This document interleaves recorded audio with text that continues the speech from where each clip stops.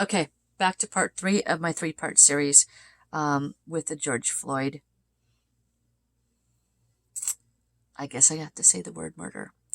I'm trying to think of another way to say it, but really, what can we say? That's what it was. So, we are on to part 3, talking to the cops. I first started with the cop that killed him. I said, what do you want to say? He said, because of the anger. That's what he said. I took that to mean that he has a lot of inner anger, that he has not fully assimilated into his consciousness. He has not let go of it, or, pent up anger. And then they started to give that to a wider perspective, and George started talking again. He said, okay, hold on a minute. Before George came in, oh no, okay, yeah. Okay, I'm back to the all cops. Okay, so I was talking to him about it, and then he said to me, and George was actually, okay. So, first of all, the cop said because of the anger. Oh, now, I have to explain this to you guys. This is his higher self. I can speak to the consciousness part, the higher self part of somebody that's still living or dead. We all have a higher consciousness. We are consciousnesses in bodies. We do not incarnate in our entire energy down into our body because we'd blow out the human brain. And we also need a lifeline that remembers and knows what we had planned for ourselves in our lives. So that's called our higher self, or our inner being, or our soul self. So I can speak to that aspect. So when this person is answering me saying because of the anger, the guy down here has no idea about this stuff, but he would understand if I said it to him. He would know I'm right on. But he's not gonna cough that up down here, more than likely. So, but his higher self will. So, his higher self said because of the anger. And then, oh my God, did you see what I just did? I held my breath and went, and we were talking about the anger. He's talking about what happened with cutting off George's breathing. Okay, because I get a lot of stuff channeled through me when I'm doing readings like this. So, they do a lot of stuff with my body. All right, so that his inner anger, and then he said, and then I said, okay, you have assimilated that. And then he said, all cops that act that way like him, it is based on inner anger, and it comes out inappropriately as over aggression. He said I said to him, no, wait, hold on. Yeah, I asked a question. I said, to take a man and kill him when you already had him handcuffed, why didn't you just put him in the patrol car and take him to the precinct? Why were you standing around killing him in the street?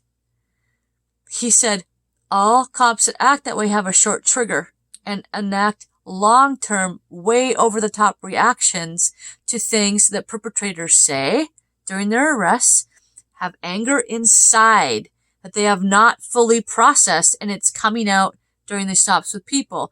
And that's what George said. That was George explaining all of that. So that's what George said happened with the cop. He said, and then initially, when I went back to the cop, he chose not to speak at this time on the grounds that it might incriminate me, he said. And I'm like, yeah, it probably will. Yeah, I think it will. Then I switched the gears a little bit, and I just said, do you have anything else to say? And then he actually started talking quite a bit. He said that he had a karmic duty to help women. The cop that killed George was fulfilling a karmic duty to help women because he agreed to take the fall for this to pay his karmic debts back for mistreating women in past lives. So we'll make the connection here. You might be saying, why is he killing another person again? Why is that helping women? Well, George just said, well, someone had to kill me, right? In order for this to happen. where everybody would shift away from other people being hurt. Remember, George took the fall so other people don't have to anymore, because it was happening over and over on the planet and nobody was doing anything about it, right? So he brought it to the visible forefront so that we're like, wait a minute, this absolutely has got to stop, so more people get involved energetically, so that the district attorneys will actually feel enough pressure to actually put these cops in jail, right? Right. Somebody has to be involved in every role of that. He took on the duty of being the bad guy because a lot of reasons. But the first one we're talking about is because he had a karmic duty to help women. So the event itself is bringing in what? Divine feminine energy. That helps women. And he had a karmic duty to pay back society because he was not good to women in past lives. So see how he's helping divine feminine come into the planet because he mistreated feminine women before. Okay? So, basically the thing he needs the most and lacks the most, he chose to be involved in helping bring more of to the planet. You get it? Divine feminine.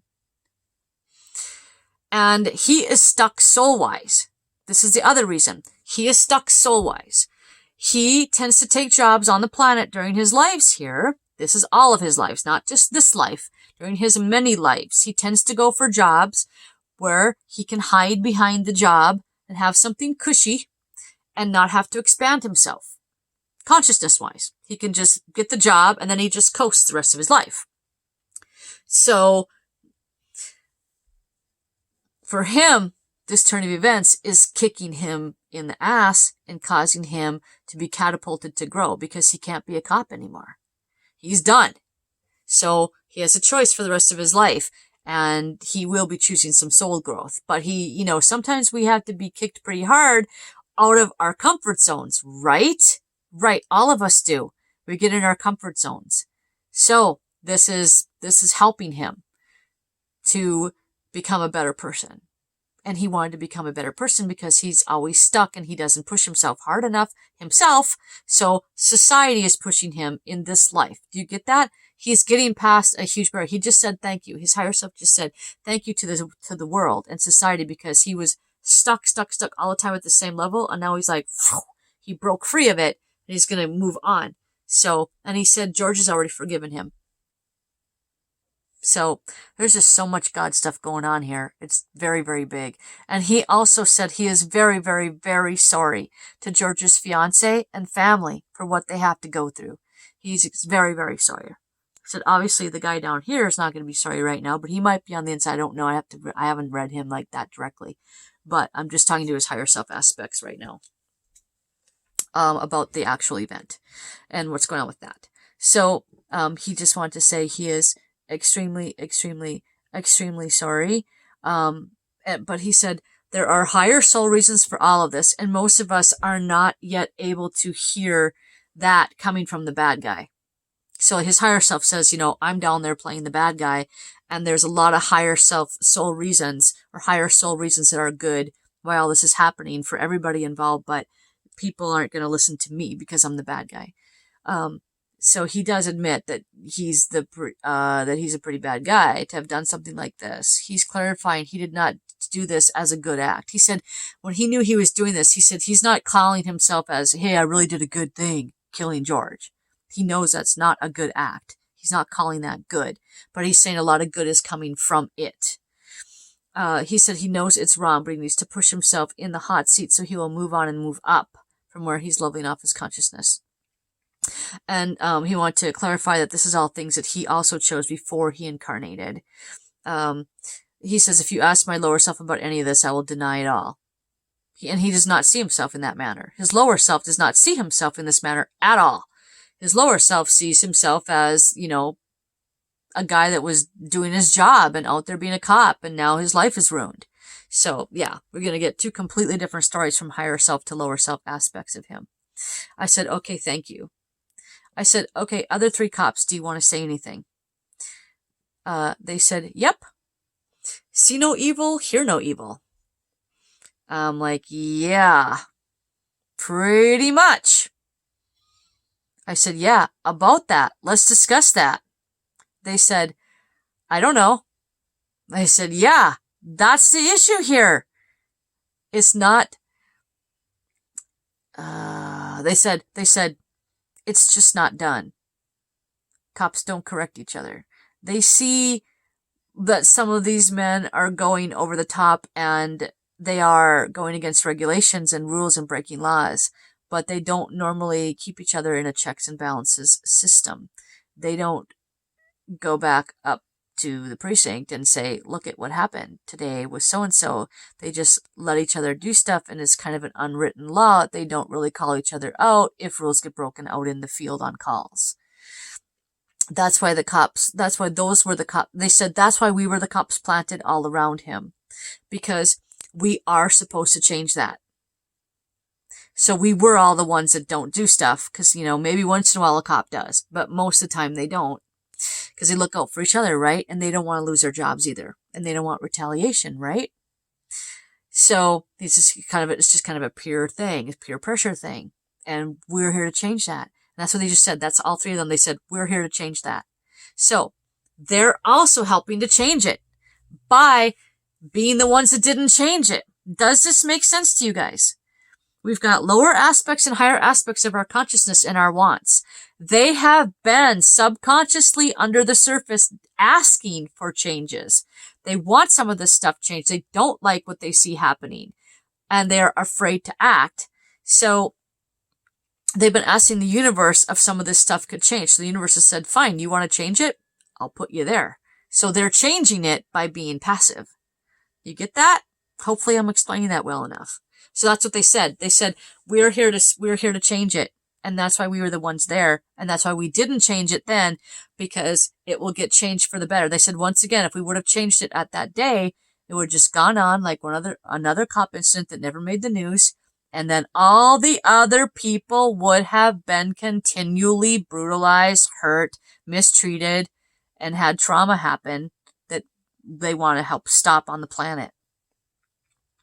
So their higher selves were in charge of helping them be able to do that. And